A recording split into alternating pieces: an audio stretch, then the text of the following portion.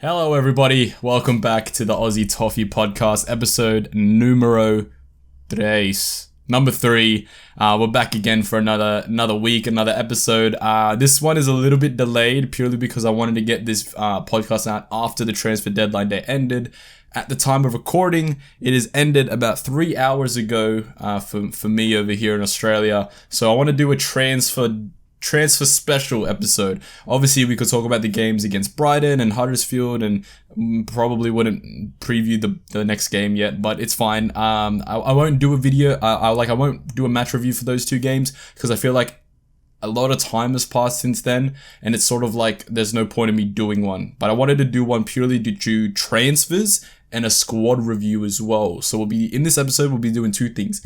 We'll be talking about the transfer window as a whole, going from start to end, and then we'll look at every single player in the squad, who we still have, who's left, and then see where we are as a team, and then sort of give you guys my opinions on that as well. So strap in, get ready for a good maybe like 30-40 minutes about me talking about how much I hate deadline day. But let's just go straight into it. Let's start off with the start of the transfer window. Obviously, going into the season, we knew that there wasn't gonna be a lot of money to bring in players unless players went out, and it was very, very evident. And I think as a whole, you look at our transfer window, we spent 1.7 million on Damari Gray, and that's it. We are the lowest spenders in the Premier League, I'm pretty sure. I'm pretty sure every other team spent more than us, and I would be surprised if any Premier League team didn't spend more than us. And it showed the repercussions of chucking hundreds of millions of pounds on subpar players, and now we are feeling the effects of not sort of handling our money properly. But let's start with the start of the window. Andros Townsend and Asmir Begovic, two signings which didn't give fans a lot of excitement, and it certainly didn't give me a lot of excitement either. You look at Asmir Begovic, 36-year-old keeper. For me personally, I thought he was a fine backup keeper.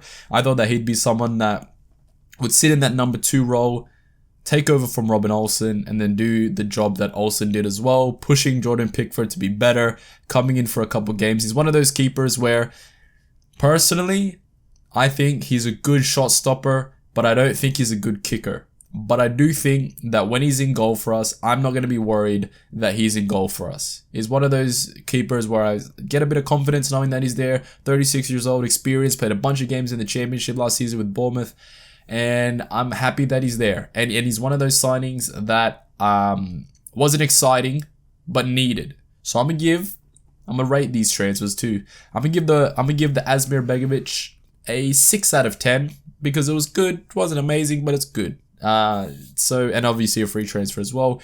The other free transfer that was done on the same day was no, they were on the same day. Sorry, I think Townsend was a couple days after. Afterwards was the Andros Townsend signing, obviously another free transfer from Crystal Palace. This one was again one that really didn't excite me at all. I looked at the team, and before the window started, you sort of look at the team and you think, all right. For me personally, I looked at it and I was like, right wing, right back, backup striker, center mid.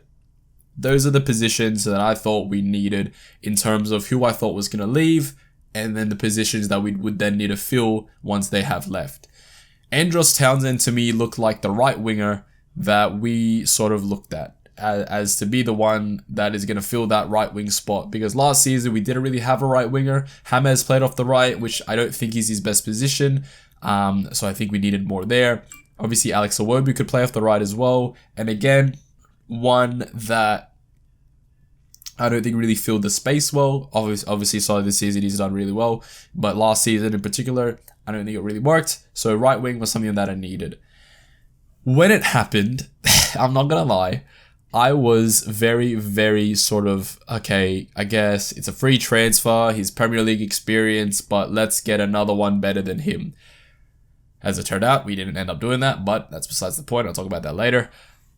But what he does is he feels the style of play that we want to play. And it's a key identifier by the recruitment team and by the manager to get balls into Dominic Calvert-Lewin. And that's not something that I thought about. I'm not going to lie. I didn't think the signing of Andros Townsend meant we're going to do a style of play where we feed Dom. And that's what he is, and we saw exactly what he's going to do in the first game of the season against Southampton, whipping balls into the box, getting him in early. He's very good with both feet. He can whack a ball, he can score goals. He scored the goal against Huddersfield. And what he also brings is leadership. And we saw that in the Brighton game, that leadership that he brings to the dressing room. Only been here for a little bit, brings that sort of, I wouldn't say presence, but brings that sort of leadership and responsibility, and he's happy to work hard. And that's what he is. He works hard because he's happy to be at the club. And I think that first interview that they brought out with Townsend really sort of cemented in my mind that it's not the most exciting of signings, but it's a signing that indicates a style of play. And that's not something that we've done recently. We haven't made signings that indicate where they're going to play. Let's look at the summer of 17, where we signed 10 attacking midfielders and had no idea how to play any of them. So this signing, while yes, not exciting, not a Luis Diaz, not a David Neres, but a signing that suits the style of play that we look like we're going to be doing. So Townsend, I'm going to give another 6-2. Free transfer again. Premier League experience, someone that brings and is happy to be at the club. I think with Begovic, with all the signings that we brought in, and more specifically Begovic and Andros Townsend, like that first sort of those interviews with those players at the start showed that they want to be here. And that's what you want. You want players that want to be at Everton Football Club, not players that will go to Everton Football Club as a stepping stone or in the case of Ronald Koeman, a manager that will go to Everton and continuously talk about how he wants to go to Barcelona. You want players that want to be here, that are appreciative of the opportunity of being here, and that's what you get with Townsend and Begovic. So I'm very happy with those signings in a very sort of take my sunglasses off of wanting the David Nereses and the Luis Diazes of the world. And you look at those signings and you look at it, and it's like they fill a role that we needed. They suit a style of play in the case of Andros Townsend that it looks like we're going to play. And it helps the team score goals in Andros Townsend's case as well. So that's fine. The signing that came after that, obviously, I think everyone's favorite signing of the window, Demarai Gray, is definitely my favorite signing of the window. But again, a signing that we didn't expect or want necessarily. You look at Demarai Gray, 1.7 million. At the moment, looks like a bargain, and if it continues the form that he's in, it will definitely be one of the bargains of the window. But you look at Demarai Gray, 25, won the league with Leicester, went to Bayer Leverkusen, didn't really happen with him there over in Germany, didn't really happen here at Leicester, struggled with consistency at both clubs, and he comes to Everton, and I think that he comes to Everton with a desire to want to kick on. And he said that multiple times, right? He said that multiple times. He's here, he's hungry, he's matured, he's a man now, he's ready to go and cement his place in a top flight football club. And I think that if he continues the way he's going, he will do that because Demarai Gray is direct, he's fast, and he's not afraid to shoot the bloody ball. And that's something that our wingers don't do. Our wingers don't score goals, and in the past 2 games, 4 of our goals,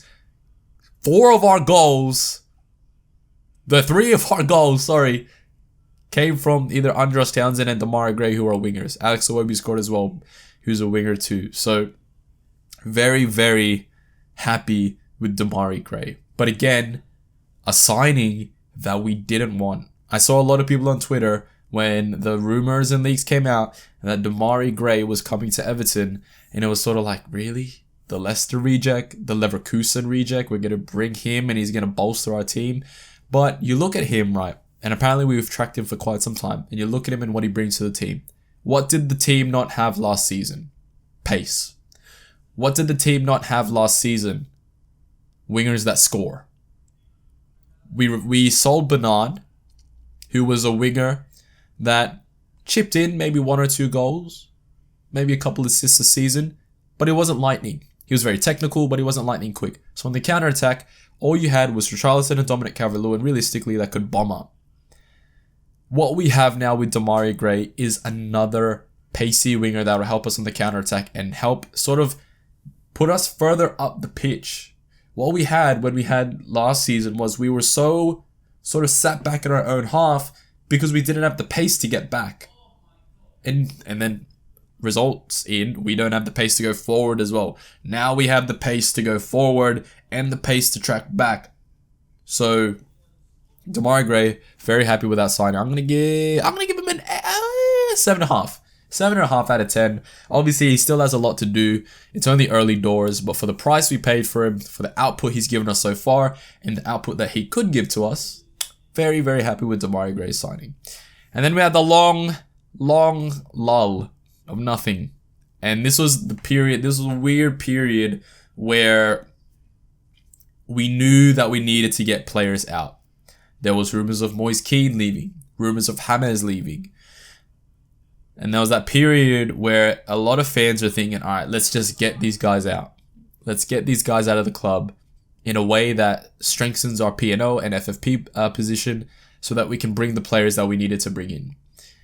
In the midst of all that, we signed Andy Lonergan, like a third string goalkeeper on a free. Look, I don't really care about this. I'll give it a straight up 5 out of 10. It doesn't mean anything. Will we ever see him play? Honestly, hopefully not. Hopefully we never see Andy Lonergan in goal for us. But there was an injury to Harry Tyra, so we needed backup for our backup essentially. He's free, he's going to be here for a year. But again, he's going to be someone that's on the training pitch, hopefully giving some advice to some of the younger keepers as well. So again, it's a whatever signing. And that was our 4th signing of the window. And then you go from that Andy Lonergan signing all up until deadline day, and you're thinking, where is the player going to come from? Where is the signing going to come from? Obviously, we got gypped with Denzel Dumfries. We were heavily linked with Nathan Patterson of Rangers. We were heavily linked with Ainsley Maitland-Niles, and that deal seemed to collapse the day before the window closed. And you're looking at it, and you're concerned because we haven't brought in a right back. And let's talk about the right back scenario right now. Everton have needed a right back for about 4 seasons, I would say. Seamus Coleman's 33. Seamus Coleman should not be relied on week in, week out to play games of football for us. While, yes, he started the season fantastically, I am not confident in the fact that his backup, if he gets injured, is John Joe Kenny. John Joe Kenny, to me, didn't look good in the Huddersfield game. Doesn't offer really anything going forward. I feel like Mason Holgate's a better option there at right back. And if anything, I feel like he'll play right back if Seamus gets injured. But what you don't get is that sort of pace going forward, that direct attacking wing-back play that we have with Luca Dean. We needed to do what we did with Leighton Baines and Luca Dean to Seamus Coleman and whoever. It seems like they tried to do that with Nathan Patterson, and we were just priced out of a move. It seems like they tried to sort of put a band-aid on it for now with the Ainsley Maitland-Niles deal, get him in on loan with an option to buy, and if he does really well, we'll buy him. But it's still a glaring problem, and especially when you look at our fullbacks this season. At left back, we have Luca Dean. Niels Nkunku went on loan, so now we don't have a backup left back. You'd think that Fabian Delph would be that backup left back, which is worrying to say the least, but it's besides the point. You look at right back, Seamus Coleman, John Joe Kenny. John Joe Kenny wasn't good enough to start for Celtic, and he's definitely not good enough to start for Everton, and I think that if we need him, it's going to be very worrisome. If Luca Dean gets injured and Fabian Delph has to play left back, it's very, very worrisome. So our fullbacks are a big problem. By the time that we sign the replacement for Coleman will be 34. 34 years old. And we only just signed his replacement. And that is a clear as day bit of negligence from the football club. And I'm not one to fully trash the football club. I'm not one to be uber negative about the club or anything like that. But where I am going to be negative here is the negligence to not sign a backup right back. And I'm not just talking about this window, I'm talking about last summer, I'm talking about the summer before that, and the summer before that. Because for a period of time, or as long as Marcel Brands was here at the club, he should have had an idea, he should have had a player in mind to replace Seamus Coleman, not this window, last window. The window before that. And I know, we tried to sign Denzel Dumfries, it didn't work out. Denzel Dumfries didn't work out because you look at his options. Do you choose Champions of Italy and Champions League, or do you choose 10th place Everton? If I'm a player and I have no affiliation to the club whatsoever, I'd go to the Champions of Italy and play Champions League football. And you can't fault Denzel Dumfries for that. But what should have happened is as soon as Denzel wasn't going to work out, you need to go for your second choice. And if your second choice doesn't work out, which looked to be Nathan Patterson, you go for the third choice, which looked to be Ainsley Maitland-Niles. And if he doesn't work out, you go for the fourth choice. And there wasn't a fourth choice. So therefore, it's negligence. You don't just wait for Denzel to make a decision. And if he doesn't make a decision, you react to that. You need to be proactive. And for whatever reason, this recruitment team wasn't proactive in the right back situation whatsoever. They held out for Dumfries. And while they were holding out for Dumfries, they should have been looking and inquiring about Nathan Patterson or whoever's on the list of right backs to bring in. It should have been done. It should have been done while you're waiting for Denzel Dumfries. Should have been done while you're waiting for Nathan Patterson. Should have been done while you're waiting for Arsenal to make a decision about Ainsley Maitland-Niles. It should have been done. We should have had a list of right backs that fill the criteria of who we want to bring in at right back and brought them in, inquired about them, had a deal structure in place, ready to go if targets 1, 2, and 3 didn't work out. Say 1, 2, 3 don't work out, 4 might work out. If 4 doesn't work out, go to 5. Because we need cover at right back. Aurelio Buta, another player we were linked with for about £3 million. You're telling me you can bid £8 million for Nathan Patterson, but you can't bring on Aurelio Buta for £3.7 million as cover for right back. The right back situation here at the club is an issue. Because as I said, if this doesn't get addressed next summer, and I don't think it's going to be addressed in January, it might be a situation where we get an Ainsley Maitland-Niles on loan for the rest of the season. That might be the thing. But I'm talking first choice right back. I'm talking the right back like a Luca Dean, somebody who's going to play week in, week out, and be the spiritual successor to Seamus Coleman. That's not going to happen until Seamus Coleman is 34 years old. It's frustrating. It's super, super frustrating as an Everton fan to see where the glaring problem is and not have it addressed. It's crazy because we've seen it for 4 years that we needed the replacement. We saw it with Leighton Baines. We were screaming out for a Baines replacement for so long, and then it finally happened. It's one of those situations where you look at it and it's kind of just like, what are you looking at? Like, what is Marcel Brands looking at? How is he looking at the right back situation and looking at Jonjo Kenny and Seamus Coleman and thinking that is ample cover? Why is he sending Niels Nkunku on loan when we have no backup left back besides Fabian Delph, who would be a makeshift one? It doesn't make sense. And on the right back situation, we need to find that replacement. And as I said, I don't think it's going to happen in January, but next summer, if we're in this position again and it's the 31st of August and we don't have a first choice right back in the club, that's a problem. That's a big, big problem because you're relying on a 34-year-old Seamus Coleman and a Jonjo Kenny who's not good enough to be at right back. And if we want to compete, we need that right back.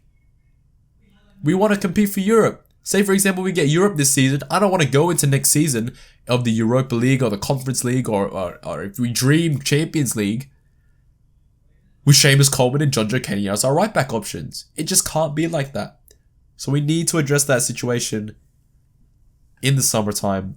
I'm not going to say any more about the right back situation. It's just going to bother me. I'm just going to rant even more. But that's that. Obviously, we need to talk about the Luis Diaz situation as well. Luis Diaz was a player that I think every Everton fan went crazy when they heard the rumors and it came from all these reliable sources, all these ITKs, about Luis Diaz coming to Everton in a swap deal with James Rodriguez. And that was an exciting signing because you look at it, right? Say we play the formation we've been playing, Luis Diaz on the left, Richarlison, Dominic Calvert-Lewin, Demarai Gray. Wow. And you look at that attack and you think, wow. And what's so weird is that we're not looking at the current attack that we will have. Demarai Gray, Richarlison, Dominic Calvert-Lewin, James Rodriguez, and thinking, wow. Because we're not, right? We're not. At the start of the window, we were thinking as if you would let James go. At the end of the window, we're thinking, James, leave the club, let's get Luis Diaz. And that is crazy to think about, right? It's insane to think about that we are Like a month later, looking at James as surplus to requirements so we can bring in Luis Diaz. Like, it's absolutely insane. And I do understand that, and we'll talk about it in the squad review section of the podcast. But the Luis Diaz deal would have been something very exciting. It'd be the icing on the cake, and you'd look at the window and think that was a good window because you bring in your Demarai Grays, Andros Townsends, Begovic's, Lonergan's, Rondon we'll get onto in a second, but then you ice that with Luis Diaz. And I don't know if a lot of fans knew who Luis Diaz was before we were linked with him. I knew him very well. I knew how exciting of a prospect he was. For him to do what he does and bring it to Everton would be incredible. Another Colombian, link up with Yerry Mina, have a good time, right? That would have been crazy. A deal just seemed too complicated, never went through. It is a deal I think that we could potentially revisit in January or even revisit next summer. But I hope they keep him on the list because I think that he'll be very, very well suited for this Everton team. I'd be very excited to see him at Goodison Park. But that's one of those deals that just looks so likely, never happened, and it's unfortunate that it never happened. I think that Luis Diaz would have given a lot of fans a big lift and a big sort of a sense of excitement to see that kind of dynamic, pacey player playing for Everton, and it just never happened. But that besides the point. And then obviously we got to talk about Ainsley Maitland-Niles as well, a deal that I genuinely thought was going to happen because it looked like, especially after his Instagram post, all the stars sort of aligned for us to come in for a bid for him again and then get the player on a loan with an option to buy, but it just never happened. And I look at that and I think that Ainsley Maitland-Niles would have been a good option because he would have given us cover at right back and he would have given us cover in the midfield as well. He's a utility player, someone that can either play instead of Coleman or be a backup to Coleman because, again, I think that John Joe Kenny is just not good enough. And I would have liked to see that deal happen. Never went through. But again, something that I think we could possibly revisit in the January window. And then I guess we'll finish off this sort of roundup of the transfer window as a whole with Salomon Rondon. Obviously, Moise Kean leaves to Juventus on a 2-year loan with an option to buy. Barring conditions, will look like we're going to get about 38 million euros back from Moise Kean, which is a good return on investment, I assume. And then we get Salomon Rondon on a free deal, 2-year contract with an option of a third, and I'm happy with that. A lot of Everton fans aren't happy with Salomon Rondon, and I would argue that he fits this squad better than Moise Kean, which, by the way, shouldn't be the case, but that's how the cookie crumbles. Moise Kean right now should have been the established second striker to Dominic Calvert-Lewin. It should have been it should have been this. Either Demarai Gray or Richarlison on the left, Moise Kean, Dominic Calvert-Lewin, and then either Demarai Gray or Richarlison on the right. That should have been our front four if Moise Kean gave a shit. And that's all it comes down to. I don't think after he got his taste of PSG, he gave he didn't care about Everton. He didn't care about working hard for Everton. He didn't care about trying for Everton. I think that the fact that I scored a goal every 2 games for PSG, I think that got to his head, and he didn't think he had to try for us. So now he's going to Juventus, and I think that Salomon Rondon gives us a better backup option than Moise Kean. He's more suited to the Premier League. He's a bigger frame, more experienced, scores goals, and he worked under Rafa Benitez before. So I'm happy with Rondon. I'll give Rondon a 6 as well. And I think I'll give the whole transfer window as a whole a 6. Like, you look at the window and you look at the 5 players you brought in. Begovic, Townsend, Lonergan, Demarai Gray, and Rondon. You look at those 5 players and you think they fill places we need, but the glaring position that we definitely needed was right back, and that didn't get filled. So you can't be too positive about the window because we didn't sign a right back. And obviously we spent £1.7 million, and that is the error of our mistakes. That's what we get for buying Cenk Tosun and Theo Walcott in January for 50 million or something like that, and didn't get a cent back for them.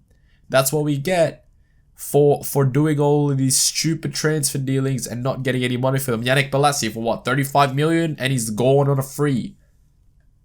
We're not getting money back for the players we invest in. And that's the problem with our football club, is that we're not getting a return. It's crazy that we got a return on Moise Kean. We probably won't get a return on James. We need to start getting fees for players. But when we start getting fees for players, that's when we can spend money. That's how the rules work. It's not up to Farhad Bashiri to fork out millions and millions and millions of pounds every summer to spend it on Yannick Bolassis and to spend it on Theo Walcott's. Because why? Where's Theo Walcott now? Left to Southampton on a free. Where's Cenk Tosun now? Injured. Probably going to leave on a free anyway once his contract expires. He's still at the club, by the way. So you look at it. You look at the situation that we're in. And it's like this squad should have been either in a better place playing-wise or a better place financially-wise in terms of we can flip these players and get something in return. Look at West Ham. They just signed Nikola Vlasic. Someone we sold for, what, 5 million to CSK Moscow? And they signed it for, what, 35 million pound? Look at Adam Lukman. He's going to Leicester, I'm pretty sure. I'm pretty sure he's going to Leicester. And we sold him for, what? I don't even think we sold him for that big of a fee. We signed players for big money. We let him go for nothing. And we are bearing the fruit of our incompetency in this window. Will it improve next window?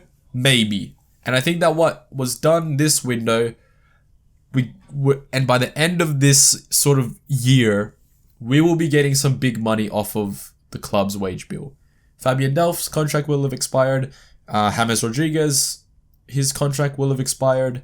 Who else? Cenk Tosun's contract would have expired. I feel like at that point in time, we would have sold either one of the centre backs, whether that be Michael Keane, Mason Holgate. We'll have to make a decision on one of them in the near future, Yerry Mina as well.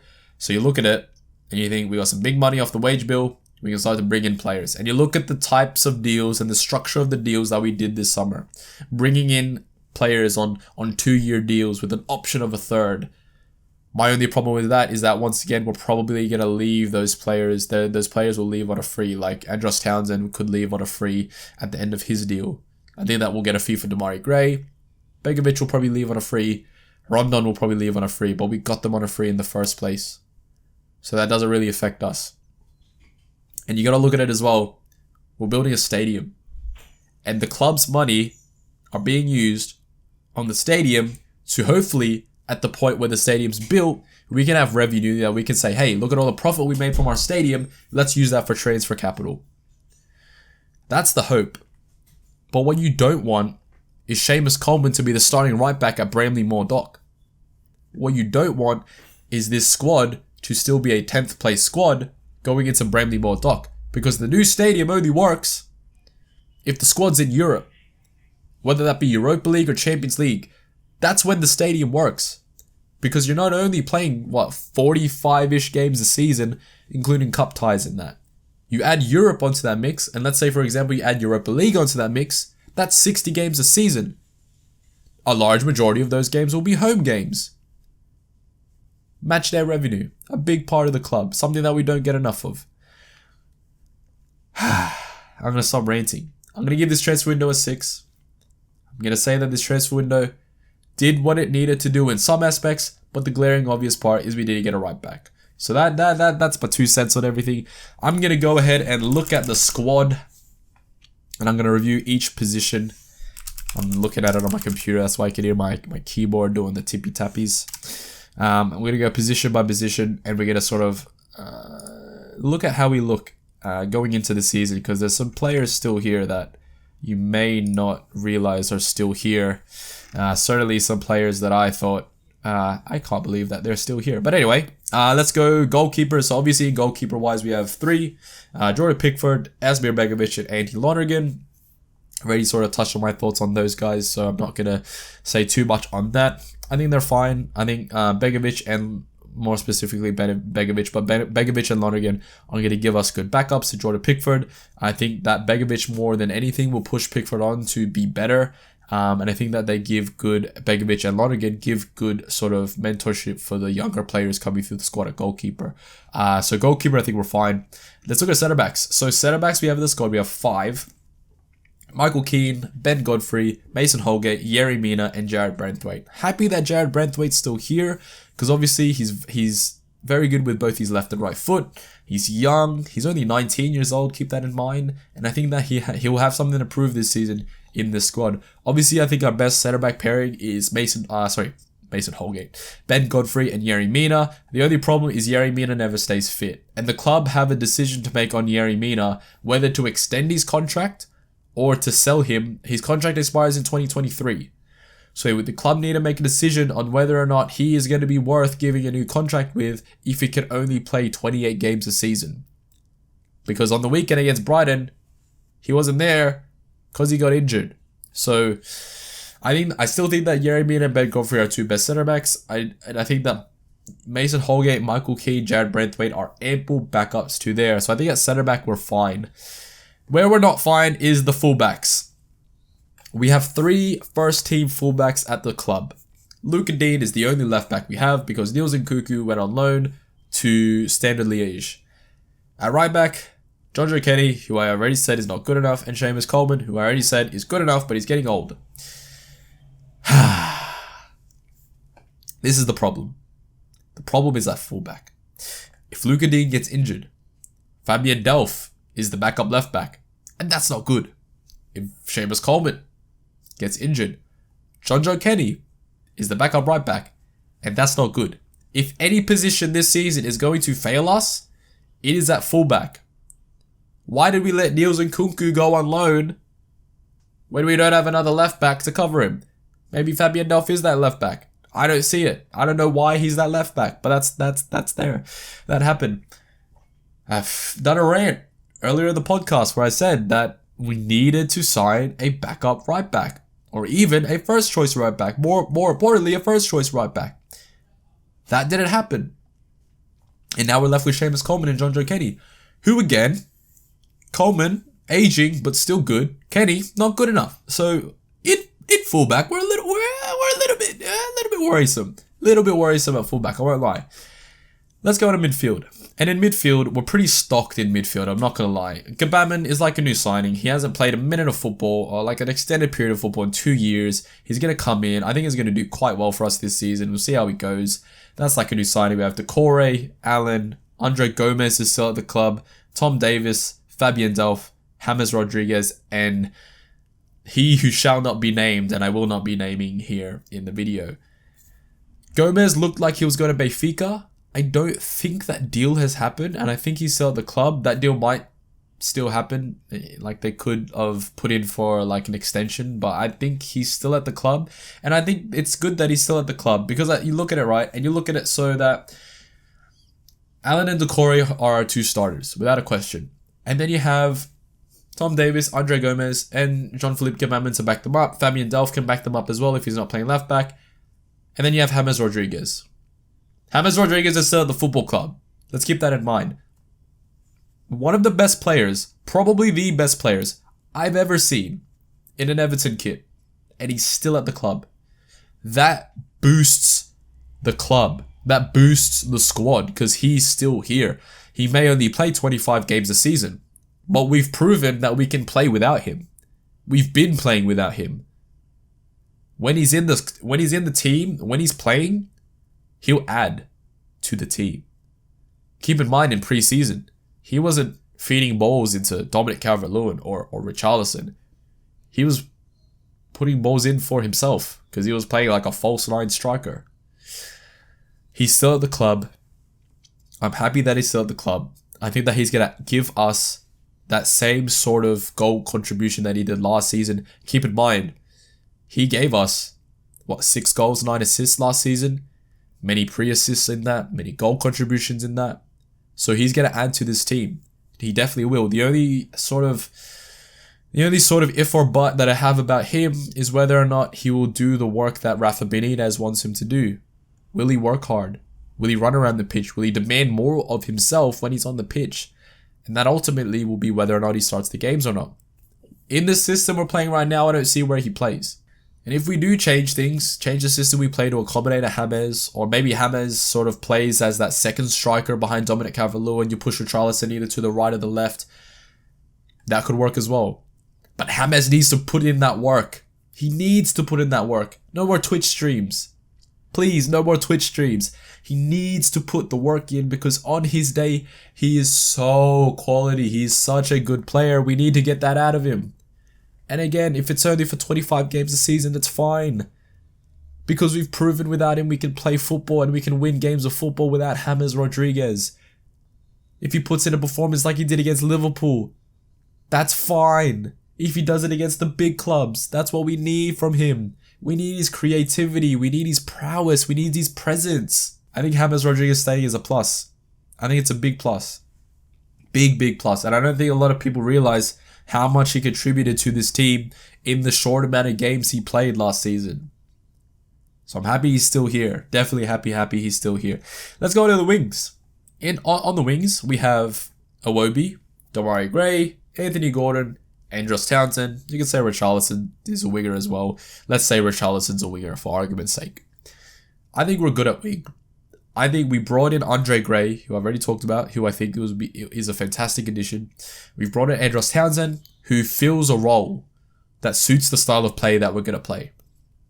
And then we still have Anthony Gordon, who, if I'm honest, I would want him to go on loan to the championship and play 46 championship games a season and sort of get him more mature. He needs a bit of beef on him. He needs to sort of bulk up a little bit, do a Dominic Calvert-Lewin, get lean, get shredded, like bulk up a little bit. Because I don't think he will handle the physicality of the Premier League for 38 games a season. I want him to. I want him to succeed. Obviously, he's a homegrown player, but he's able to cover at left wing, and I think that he'll be fine. And obviously, we have Richarlison. It's good that he didn't leave to PSG. I feel like if Richarlison left to PSG, we would have been filling a gap that can't be filled. I don't think there's any player on the market right now that fills what Richarlison does for us. His work ethic, his goal contributions. Even when he's having an off game, like he did against Brighton, he's still working hard. You know what I mean? Like, you don't replace that very easily. I think that Richarlison is one of those players that a lot of fans fallen in love with, and I think that in a sense I feel like he really thrives off of the fans loving him, especially in a packed Goodison. And I think that he's definitely going to show again this season why he's our number 7 Brazilian. He had his hiccup against Brighton for the penalty, and obviously that's not acceptable, and he definitely needs to grow up in terms of his attitude, but he's 24. Him and Dominic Calvert-Lewin are only 24. They're going into their prime years right now, and if we lost him to PSG, we'd be losing one of our key goal contributors. Again, like James, how do you replace those goals and assists? It's very and his work rate, very hard to do that. So I'm happy that Richarlison's here. Obviously, he's going to be great for us this season once again. And let's look at our strikers. Dominic Calvert-Lewin, Salomon Rondon, and Cenk Tosun. Cenk Tosun is injured right now, so he won't be playing for quite some time. So realistically, it's Dominic Calvert-Lewin, Salomon Rondon, and Richarlison who can play striker as well. I'm happy with that. I'm happy that Salomon Rondon's here as a backup option. I think that he'll give his all to the club. I feel like he's one of those players like Andros Townsend who never thought a club of this size would be an opportunity again for him. That opportunity came, and I think he's going to give a lot to the club. He's also, keep in mind, I don't think Ellis Sims has gone on loan. I think he's still at the club, so he is another option at striker. And if Rondon can give his experience to both Calvert-Lewin and Ellis Sims, I think that that'll be worth it there as well. Obviously, Calvert-Lewin, 3 goals, 3 games. Very happy for him. He has a broken toe, and I didn't know that he had a broken toe. It didn't obviously seem like that when he's playing those games. So once he recovers from that, he's just going to take another step up in form. So I'm very happy for him there. And I think at striker, we're better than we were last season. Last season, Richarlison was technically our backup striker. We didn't really have one on the books of the club. So Salomon Rondon comes in, fills that role, and I think he does it better than Moise Kean. So that is the squad. That is what we're looking at for this current season. We can look at the people that have left. Let's have a look at that. Let's have a look at all the people that left the club. So, the people that have left the club. Moise Kean, I'm gutted it never worked out for him. When he signed for the club, I actually got Moise Kean on the back of my jersey. He's the first player that I've got on the back of my kit. And it so happens his last contribution for Everton was strangling B-Tech Andros Townsend. So, I'm never going to get anyone on the back of my kit again, because that might happen. So, Moyes kid, I'm gutted it never worked out for him. Everyone was so excited when he came to the club.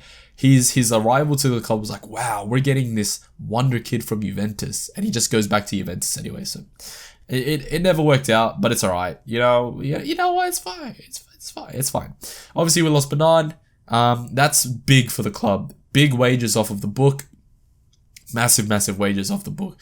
So it's good that he left the club. And again, a player that I'm gutted never worked out. I think he was a really good, tricky little midfielder. He plays on the wing as well. He tore up Man City in that Champions League game for Shakhtar Donetsk. And I thought that when we got him, we were going to get that player. He's just, physicality-wise, it never fit the Premier League. And it just never worked out, but it's fine. We also lost Matty Pennington as well. He left on a free to Shrewsbury. Honestly, he just needed to leave maybe 4 seasons ago for the sake of his career, but it just never happened for him. Yannick Bolasie left. Really good lad. But again, injuries, it just never worked out for him either. Josh King obviously left for Watford. Again, a player that I just don't think never worked out. And I don't think Carlo Ancelotti really rated him either. And he never really got an opportunity here, so I can't really say much on him. Benny Beningame left to Hearts in the Scottish Premiership. He's been doing really well over there in Scotland, and I hope that we got a sell-on fee clause on for him, because I think that he's definitely going to leave Hearts for a fee, and I hope that we have a little sell-on fee there to make sure we get some money back from him, because he left on a free. Theo Walcott left, obviously, to Southampton. We touched on that earlier. Niels Nkunku, we touched on that as well. Jal Virginia left on loan to Sporting, and I think there's an option to buy there. Look, Jal's 21. He wants to be an established first-choice goalkeeper somewhere. If he gets that at Sporting, fair play to the lad. I hope it works out for him genuinely, because I think he's a good lad, and he did well against Man City in that game last season. So I really wish the best for him. Mohamed Besic left. Less said about him, the better. And then obviously Robin Olsen left back to Roma. So if you look at the squad, it's not weaker and it's not stronger. I would say it's the same, but slightly stronger. In a weird way, we spent 1.7 million and we sort of bolstered the squad. Like, you look at the players, and the players we brought in fit better in this team. And I think that, and I think you can sort of look at the team and you look at the players we brought in and who left and all that sort of stuff. And it's definitely the case that the players that have been brought in fill a role. They fit the squad better, and they will contribute more to this team. And they'll give more for this team as well. I think all the players we brought in look at Everton as an opportunity rather than a stepping stone. And that's the biggest thing. But I think that's where I'm going to wrap up the podcast. Hope you guys enjoyed listening and watching. Tune in next week where we struggle to find things to talk about because we're on an international break, but we'll get there. We'll do something like that. I would love to hear, message me or at me on Twitter, at the Aussie Toffee on Twitter. Let me know your thoughts on the transfer window, or if you want to leave a comment on the YouTube video, do that as well. Leave a like if you enjoyed, subscribe to the YouTube, and I hope if you're listening on any other streaming platforms like Spotify, give the podcast a bloody follow on Spotify as well. But I'll see you guys next week. Peace. We Scotty FJ, passing the rock, we're here in the fade. Pull up in a whip with 21 bays. Here come the bastards, 21 days. Got you, boy, I know he's a waste. Baby, I know that you want a little taste. I know you want all the bass in your face. Brand new bag and brand new nails. Me and Lil J, we Scotty FJ, passing the rock, we're here in the fade. Pull up in a whip with 21 bays. Here come the bastards, 21 days.